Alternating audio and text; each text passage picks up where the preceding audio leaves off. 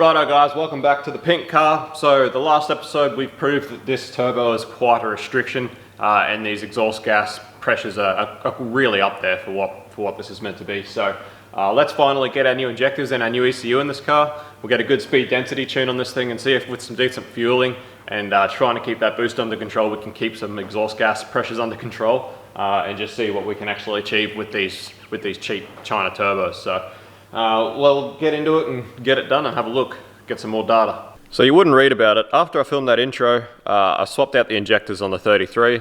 We then ended up doing another tune while Rex had the day off. We thought we'd take the opportunity to get one of the LS's tuned that we needed to get done sort of ASAP. So we put the 33 outside. We did that tune, we went about the day, that was all sweet. Then old mate came to pick up the other car we tuned and I had the 33, I just started it and I was just letting it run just before I moved it back inside to put it back on the dyno yesterday afternoon. And it was running for like a minute, just sitting there idling, no worries, and then it just died, just stopped. And now we've got no fuel pump.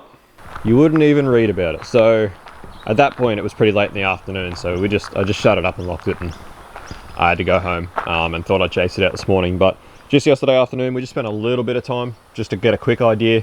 The relay's working. The fuse is fine. We've checked with the test lamp.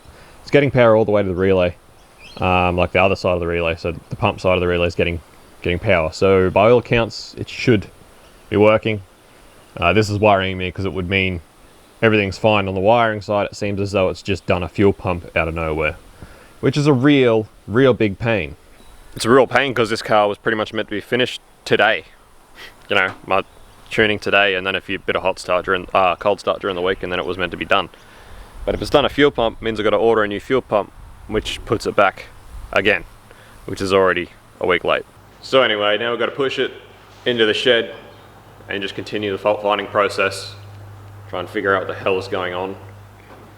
It's really worrying me that it's getting power all the way to the relay and the pump's not working, and it just died all of a sudden. Anyway, what do you do? Alright, so upon getting it inside and actually chasing this up, we've realised the pump actually was working. It's pretty hard to hear over this electronic power steering, but the pump was still working, we just had no fuel pressure. So then it became, well, if the pump's still running, what the hell's the go? Why did it just randomly stop? I thought that maybe the fuel gauge is not accurate, maybe it's out of fuel, although that's usually something you'd tell, that's something Angus probably would have told me when he dropped it off if that was the case. But I've been trying to get onto Angus, I can't get onto him this morning, so I tried another 10 litres of fuel, that didn't work, which is annoying because now the tank's super full. But anyway, you get that. So anyway, I ended up having to bite the bullet and pull the pump out, and we found our issue. So this is the hose on the pump. You can see that nice big split there. That will be our problem. Fuel piston out of there. So gonna have to replace that bit of hose. Just looking at it, I can't see anywhere on this hose that it is actually submersible. Now when you're doing hose inside fuel tanks like this, it is very important that you use actual submersible fuel hose, because although this fuel hose is built for fuel to travel through it or inside it, the outside of it does just break down. It goes real sludgy. It's not great. So I'll have a closer look at that, but if it doesn't say anywhere that it's submersible, I'll replace it all. So anyway, hopefully we'll replace that and we'll have some fuel pressure back, and that'll solve our problems, which would be good. So you can see here, actual submersible fuel hose. Unfortunately, this is all I've got left in stock right now, so I don't have enough to replace everything, but I'll at least replace this little bit we had split, and I'll trust that the boys who installed it hopefully used, it could still be the stock hose for all I know. It's just that it doesn't say anywhere that on it that it is submersible, so I'll just trust that it is. I'll let him know, that way if Angus is uncomfortable about it, he can change it, or if something happens, he knows where to start looking. But for now, we'll just replace that and get us back on track for getting this thing tuned, at the very least. And yeah, hopefully we don't have any more issues.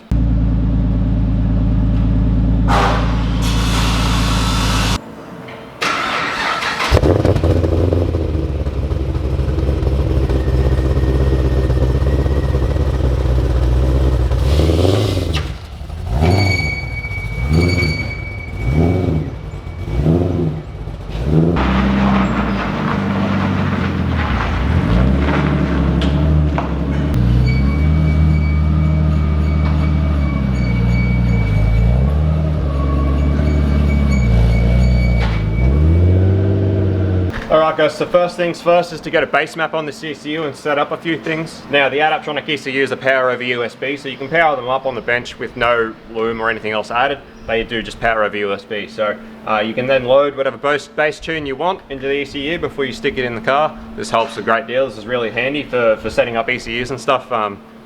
Really handy little feature. So here we have the Eugene Adaptronic software. So I'm just going to go through, set up the ECU a bit while we're out of the car, out in the nice breeze here, and then we'll whack it in the car and we'll get started on tuning this thing up. The other thing I am planning before we get started is to actually readjust that actuator rod for the wastegate. As you saw in the last episode when we did that experiment, adjusting it enough preload enough that it was actually starting to get out of control, we saw it then be able to sort of start ramping it a bit hard. So what I want to do is adjust it back out to where it was sort of controllable. It means the boost ramps in a little bit slower, it seems to. I don't know if it's just losing just a little bit of pressure out the gate when there's not enough preload on the actual flapper. But I'm far less worried about losing a little bit of exhaust pressure through the gate than I am about having an uncontrollable boost leak, or not leak, boost creep I should say, is the word I'm looking for. So I'm much less worried about that little bit of leakage than I am about boost creep. So I'll adjust this rod back to a place where it's easily controllable, and then if we wish to from there, we've got our boost here if we want to keep ramping a bit more in. Although I do believe that in order to keep this thing a really nice balance of exhaust gas pressure and intake pressure and keep it sort of in a controllable level, we're going to be pretty much running on gate pressure anyway. I reckon around that 11 to 12 psi, and I predict maybe 250 horsepower at the wheels for now. But at least, even though it's not going to make the power we quite wanted, it's going to be a much happier running combo without that really big differential of exhaust gas versus intake pressure. So, or exhaust pressure versus intake pressure, I should say. So, although I make the power, it'll be nice and happy. And Angus is already talking about getting a better turbo and a better hot slide combo and coming back in the near future. So we'll talk about a new combo then, but for now, he just wants something he can street drive, have it nice and healthy, take it to Archie and send it, and that's exactly what we're going to try and achieve for him. Alright, so we've got most of our settings in our ECU. I've done our injector settings and a few other things, so now while the car's cool, get the Plex knock monitor back onto it. I'll adjust this rod while it's nice and cool as well. We'll get this ECU in and we'll get the fuel pressure set and we'll get everything ready to go. We'll start getting a tune on this thing. Alright guys, we are ready to start firing this up and just calibrate TPS, all that other boring stuff that comes with setup. So we've out with the old and in with the new ECU, as you see there. Currently have EMAP hooked up to the ECU so I can log that on the ECU as I go. And for illustrative purposes, when I've got this sort of at a point that I'm happy, we'll do some back-to-backs with the dyno map so that it's easier for me to show you guys and overlay them over each other and you can see. So we've got the knock monitor set up, knock monitor V2. At the moment it's just a matter of go through the ECU, make sure everything's working, calibrate everything, and then do some steady state, get this thing to a point where we're happy, and then we'll start doing some actual dyno pulls, and that might be when I bust out the camera again. But I don't bother filming all the steady state stuff because it's really just not that exciting. So we'll see how this thing goes.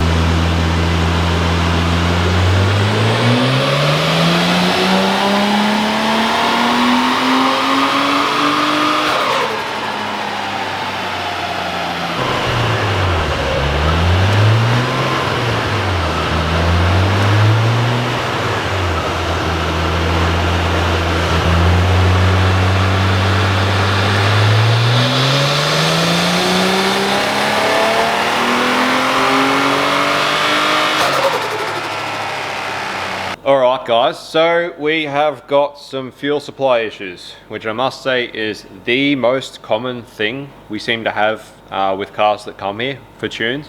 The most common issue we always seem to run into is fuel supply. So whether this be a pump that is running out of legs or starting to fail, starting to go, or whether it be inferior wiring for the pump upgrade that is getting too hot and losing voltage. Which one of it, I'm not sure. But as you can see, it's steadily getting worse and worse. We are steadily getting further and further back as far as when it starts to go lean and drop pressure. I use the camera to film the actual pressure gauge because I'm working on my own right now. And yeah, you can see where it starts to just completely drop off. So we certainly have a fuel supply issue, which is a real pain. I really don't like that. It's so frustrating. It's so annoying. And it's not been happening all day as well. It sort of progressively has come in and then started to get worse. So it's frustrating, but it is what it is.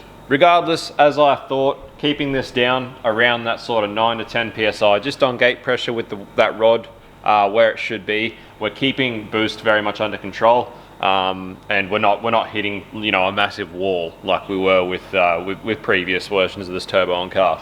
You can see I just did a quick log of the EMAP on this screen so I can show you nice and easily.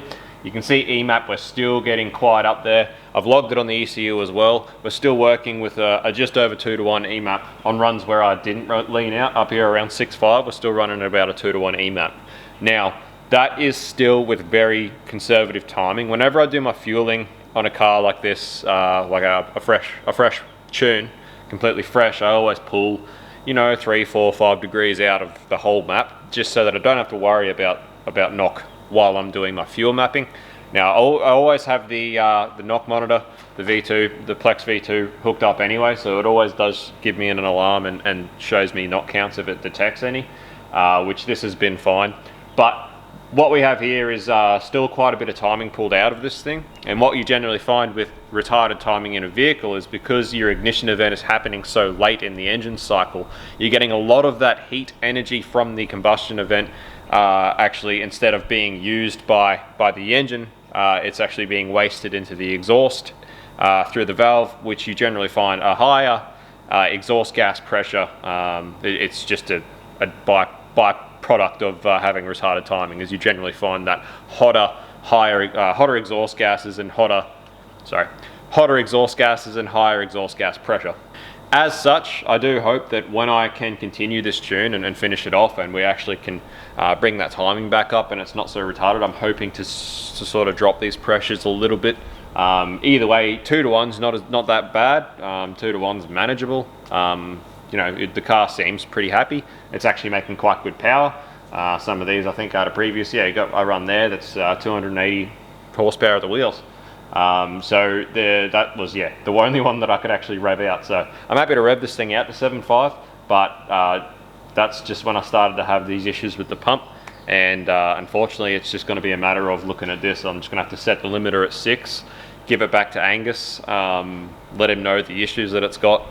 Hopefully he can get them sorted out somehow and bring it back, and we can finish this off. But I can't, you know, that's not right. There's something up with this pump. We've got a fuel supply issue. Anyway, guys, there's still quite a bit to go with this car. Like I said, still quite a bit of timing to go with, and quite a bit of RPM to go as well. So I predict that this thing should definitely go 280 wheel horsepower, and that's on the same turbo setup as we have with Zach's. That's the same power, I'm pretty sure we made with Zach's, but on way less boost. And that is literally just because this thing is so much happier without that really high exhaust gas pressure. So that's where you're sort of starting to rob yourself, and robbing Peter to pay Paul, trying to jam boost in, and it's not doing what it should be doing. So given that we're keeping our exhaust gas pressures down a little bit more by running less boost, it allows us to run more timing, and as such you end up with a healthier running engine that makes the same power without having to work so hard. Anyway, guys, I hope my explanation sort of makes sense. I think about 1,000,000 miles an hour, and it's really hard for my mouth to keep up with my brain sometimes, and I mumble up all my words. But apart from this fuel supply issue, this car's been great. Like I said, I really do enjoy these Adaptronic ECUs. They're really, really great. Thing stays nice and cool, doesn't get up over sort of 80, 85 degrees. Everything about this car so far has been really good, except for this fuel supply issue. So anyway, guys, there's still a bit I can do. Still got to do my transient, you know, my acceleration enrichment. We're still got to do a little bit of cold start probably tomorrow. We'll hopefully have this thing mostly sorted when we give it back to Angus. Just a matter of him sorting out this fuel issue and getting it back to us just to finish everything off. Which is, if I make sure all the rest of the stuff is done, that can just be a day trip for Angus. So that's what we're going to aim for. We'll try and get this sorted out. That's all the boring stuff that we don't film though. So there's not much. I don't think anyone's really interested in me filming doing a cold start tune or anything else. So anyway, thank you for watching. Sorry that I didn't film a lot of the tune today. I was sort of starting just to get to the point where my fuel mapping was done, and I was about to start doing a lot of filming of what I was doing as far as the VCT and that. I had a quick go at the VCT. It's pretty right, but again, it's hard to do it when you can't rev it all the way out. But I got the VCT where I think it's going to be. That was fairly simple. We just need to do a lot of work on timing pretty much from here on. Sorry guys, I'd just like to also point out that my little EMAP setup has worked absolutely flawlessly. I was logging EMAP on the ECU that entire time, this entire dyno session, and the rubber hose off the end of the nipple from the canister is not even hot, it's all cold to touch. So yeah, that's worked great. So that's awesome that we finally got that. I'll probably start using that quite a lot more, particularly on cars like this.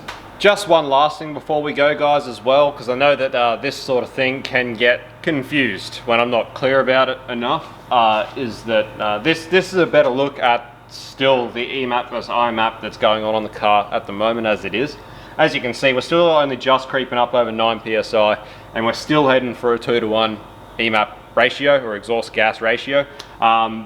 This is not ideal. This is not somewhere I'd like to leave the car. However, being that we've done essentially everything we can with the wastegate and the way it flows with this hot side setup, and we're still only on gate pressure, it's about all we can do with it. So, like I said, we're tuning to the best of our abilities. Particularly, it's good now that we have this data, we can tune to it. It's still not that I'd like it to be, but again, it's only going to be a temporary solution to have this car running and driving so that Angus can enjoy it until he can afford to get a better hot side. So, as much as we'd all love to be able to just throw money at it and make it as good as it can be straight away, the reality is that most of us are on a bit of a budget, trying to have as much fun as we can with what we've got. So it's just a matter of tuning to what we can. So I just wanted to be clear that this is not something I would normally, this is not something I would want. This is not something I'm super happy with, but it is the reality of the situation. All right, guys, so I'm not finished yet. As you can see, I'm back here again with the pink thing in the same video. So the other day after we had this issue with fueling, I was driving home and I was racking my brain, and it was doing my head in because, as I stated, we've had a lot of cars on this dyno before that have had fuel supply issues, fuel pump issues, wiring issues to do with fuel. It's pretty common, but all the time you'd normally see, quite a linear increase of, a non-response to duty cycle or something, or inputs for fuel, where the fuel supply is starting to run out. Just the fact that this thing was, going so fine and just hitting a wall and so abruptly losing pressure, it was, it didn't seem right. That doesn't to me seem like the pump's giving out. To me, if the pump was giving out, it'd be a slow lean out, a slow drop in pressure that would gradually get worse. What this car's doing to me seems abnormal for that. So I decided to put aside an extra day to try and do everything I can to sort of try and get to the bottom of what's going on with this car. I sent Angus just a text message to let him know sort of what was going on. And he sort of said to me that the regulator that's in the car is actually just a China reg. I knew that the gauge in the reg wasn't too good, but I must admit I didn't look too closely at the regulator to see what it actually was. So I'm starting to believe it may potentially be a regulator issue, which could be either just a regulator, it could also be the vacuum or the boost reference to the regulator. Generally in applications like this, we tend to try and eliminate the vac reference to the regulator. The idea of a rising rate regulator is to keep pressure differential across the injector. So obviously your injectors are designed to work at a certain pressure differential to get a good spray pattern. So if you've got 43 psi of fuel pressure, you don't want your intake pressure to come up to a point where you're sort of within maybe 30 psi, 25, 30 psi of your fuel pressure, because that's where your pressure differential across the injector starts to get to a point where it's not going to get a good spray pattern. So that's the idea of a one-to-one increasing of fuel pressure regulator, is to, when you're running big boost, as you're coming up on boost, your fuel pressure is increasing and keeping your pressure differential across the injector the same. Now what we find with the Chinese regulators, particularly on these, drift cars and stuff, you're always on and off, on and off, on and off on a drift car. And if you've always got boost and vacuum acting on that diaphragm, that's just like a cheap China sort of built thing, eventually it's going to fail. It's going to fail, you're going to start drawing air, you're going to lose fuel pressure, it's going to be pretty catastrophic. If something like that was to fail, it'd be pretty bad. And generally these cars either have Chinese regs or, get out, frickin' birds. Generally these cars either have Chinese regs or SARD regs, which is honestly, they're one of the most copied part in automotive history, I reckon, those SARD regulators by Chinese manufacturers. So for something like this where we're planning on running sort of 10 psi of boost, at just 1 bar fuel pressure static without a rising rate reg, you're always going to maintain a good pressure like differential across the injector, and it's one less thing to go wrong. So knowing now that I know this is a Chinese reg, first thing I'm going to do is try a few things to try and see if it is the reg that is being the problem as far as our fuel feed goes. My first thing is going to be to crimp the return line from the reg back to the tank to try and keep pressure in the line. So that way if the reg is letting go, hopefully it holds pressure in the line and we'll see it on the, and hopefully that's what it is. So anyway, that was a very long explanation, but I like to be in depth. But yeah, essentially I just hadn't felt like I'd covered all bases.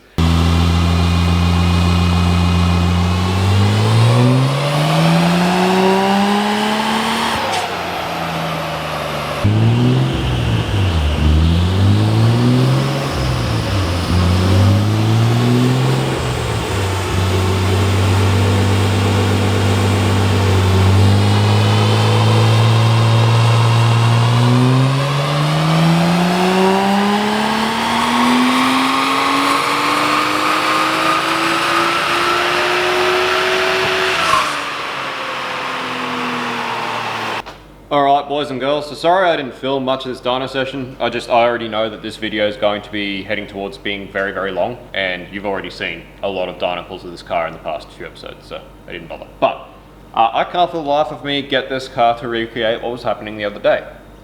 We won't do it. I am at a loss as to what the hell is going on. Everything's working fine now, it's not leaning out at all.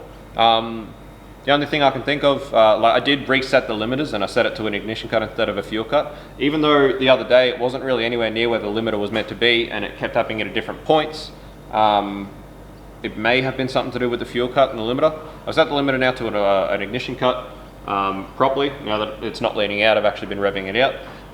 So I've set the limiter properly, so perhaps that has something to do with it. The other thing is that the other day it was sort of late afternoon, and late in the afternoon with the door open at the back here, the sun blares directly into the boot, and I did have the boot open because I was using the jumper leads and stuff in there. So I'm wondering if it might have just been ambient heat in the boot area. I'm not sure. But for the life of me, I can't get it to recreate what it was doing. I've had an absolutely flawless dyno session today. I've been going at it for about an hour and a half. And it's been great, hasn't done it at all. So, sorry guys, I'm at a loss. I'm glad I've decided to put some more time into it because we've actually been able to completely finish the tune. I'm very happy with it now, but yeah, I can't figure out what's going on. So, sorry guys, I don't know. I have to wonder if maybe it was something to do with the fuel cut for the limiter and perhaps maybe this CAS. I'm trying to figure out with the Adaptronic how I can sort of, if it'll tell me if there's trigger issues or whatever. I've tried to log everything I can with it. I can't see any trigger issues. It's holding steady RPM, everything's fine. So it's done my head in. Sorry guys, I wish I had more to tell you about it, but I can't. But regardless, we finished the tune. As you can see, it made quite good power. At one point we did make 288. I did put a little bit of timing back out because it was a little bit noisier than I'd like. But you know, steady 285s, you know, all the time.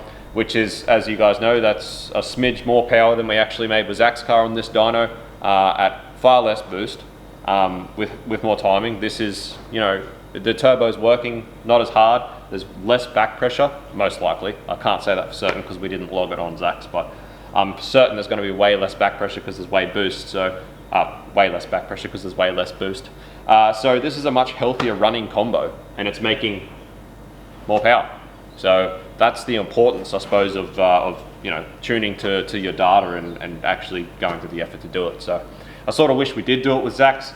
Unfortunately with Zach's, we were pushed for time, as you guys know. By the time we got to the VCT oil leak sorted or found it and had to put it all back together and got it on the dyno, we only had a very short window to dyno that car. So we didn't have a lot of time with Zach's, unfortunately. That car has always been plagued as far as every time it comes here, we always end up rushed. So been awesome to get this data. It's awesome to make some good power. The other thing I will say is I'm not sure how much the Plasma Man intake will be helping us. I know that they're a very good intake, so it's probably a bit better results there than with the Freddy that we've done before. So yeah, so this is what we're looking at as far as our power goes. As you can see, nice healthy big power curve. Pretty happy with all that. Now switch over to our pressures. So as you can see here, this is our boost pressure just on gate pressure. By the time I've got the timing that I wanted to get into this thing and have it running exactly how I want. And on gate pressure, we're making 9 pound. So we're making, you know, 285 on 9 pound, which is, you know, we were running 14 on Zach's and making 280, you know. with way less timing because of all the back pressure and just generally less healthy, less happy. So this is a really good result. I'm very happy with this. This is our EMAP, and I'll scale it so that you can see that now. All right, so as you can see, our EMAP's up around just over 22 psi, while our intake manifold pressure is at 9. So we're well over, a 2-to-1 ratio. So as I said, this is less than ideal, even at 9 psi, which is, this is a gate pressure. The actuator rod's adjusted fairly conservatively. We've ported the gate as big as we can port it, and we've got a nice, decent aftermarket dump pipe on this thing, and we're still running it over 2-to-1 on a stocked cam, otherwise stock RB25. So, this is not ideal. These turbos are simply just not efficient enough to be this size on this combo. As I stated before, if you had something like a really efficient Garrett or even probably maybe a Kinagawa or something, even one of those Pulsar turbos, I've not tried them yet, but something that's a bit more efficient in this size would probably do a lot better. But these turbine wheels just they don't have the flow. And the housing is too small. The whole turbo, the whole deal is just too small for this sort of engine at these sort of RPM. So this is how we're going to run this car. As I said before, it's temporarily as good as we can do with what we've got. It's as best Angus can have with what he's supplied us. He knows this. Like we communicate very well with our customers in telling them all this. And this is just how it's going to be until Angus can afford a better setup. So either way, we've got quite a healthy engine combo. It's as healthy as you can get with these sorts of ratios, and it's just gonna have to be good enough for now. So, but yeah, pretty much what I'm getting at is I certainly wouldn't recommend these turbos to anyone running an RB25. I reckon on something maybe like an RB20, a 2-litre stock cammed RB20, they might go okay with a big ported gate and all the modifications that we've had to do. But this is just simply not really good enough for something you want to go drifting in. So it's good. The Adaptronic has a lot of good protection measures, much like most other good aftermarket ECUs on the market. So we've got a lot of good protection measures for intake air temps and ambient temps, and timing adjustment for all those sorts of things. So there is a lot of protections to hopefully save this thing. It should still be safe enough to go and rip around. But personally, I'd be looking at definitely changing this setup to something that's going to be running a bit happier. Alright guys, well that's pretty much the pink car all finished up. I've still got obviously just one more hit to do at the sort of the cold start, but we've got all our protection parameters in place for all of the sensors we actually have inputted into the ECU.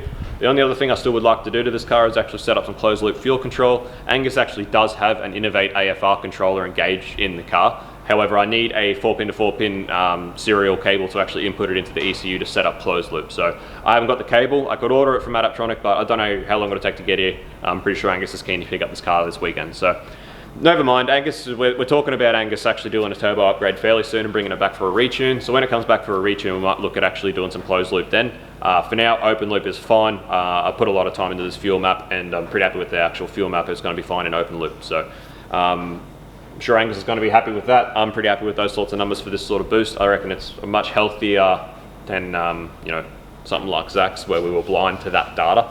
But anyway, like I said, it's sort of just how it goes.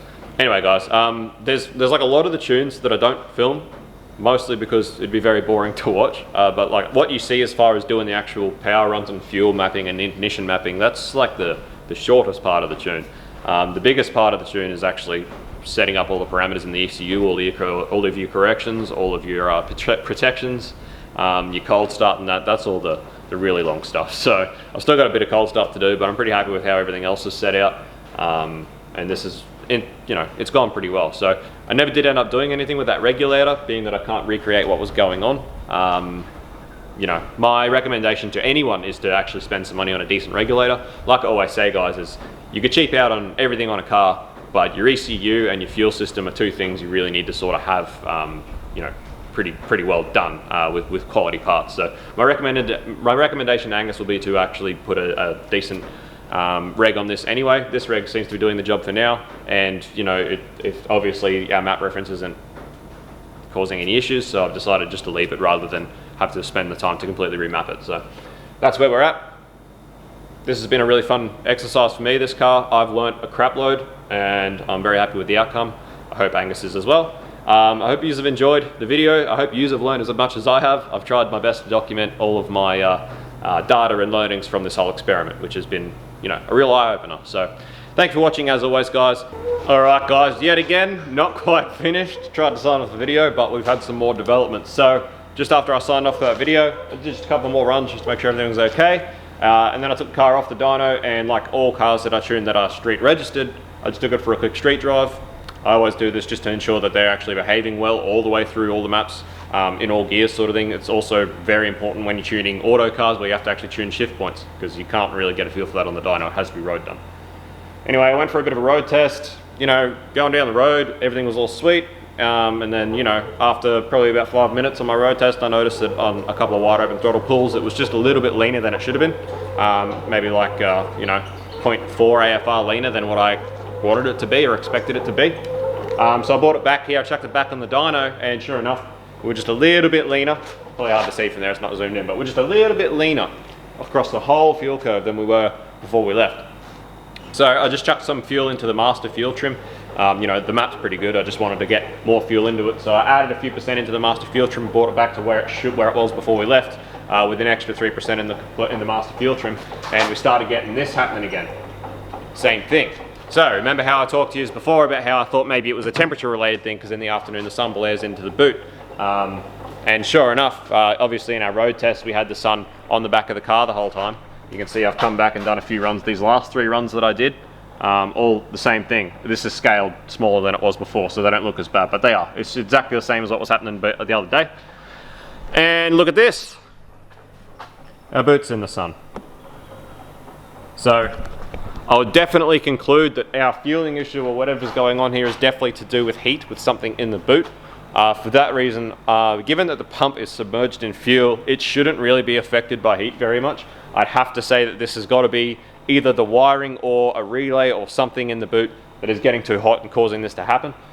So I'd rule out the reg, I'd rule out everything else. Given the evidence from what we've just had and what's just happened, I'd definitely say it's got to be something in the wiring in the boot that's causing this issue. So I've left that 3% in the master trim because I'd rather this be a little bit rich than get lean, especially considering, as we talked about at the start, it's got forged rods, but it's still the stock cast pistons, which means, you know, the rods are going to be fine, but it's the pistons that are going to break if they rattle. So I don't want this thing to lean out, particularly if he's going to take it to the track. I'm just going to leave the 3% in the master fuel trim, and it can just be a little bit rich. That's fine. And I'll let Angus know about my findings here, what we've found today, and yeah, we'll see what we can do. I'll see you in the morning. It's one of those things where I really like to get it sorted, but I'm really running out of time. This has gone way over the time it was allocated for. Might try in the morning, might try a new relay.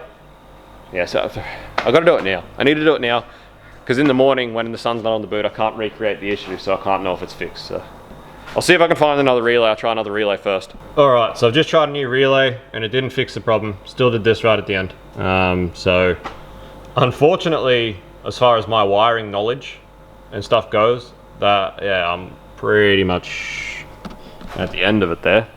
I can might hit up Sam, just ask the question, see what sort of like suggestions he's got. But unfortunately, my knowledge of electronics, particularly wiring, is quite limited compared to a lot of my other knowledge. So not really sure where else to look.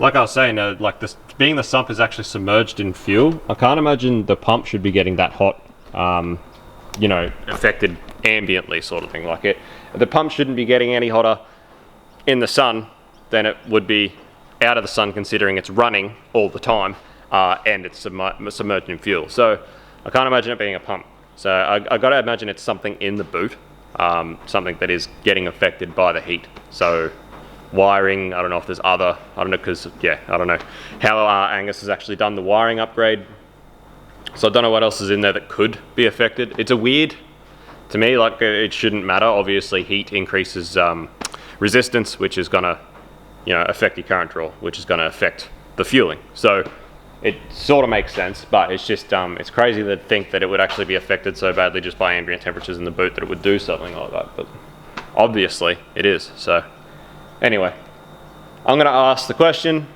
At least I've narrowed it down somewhat.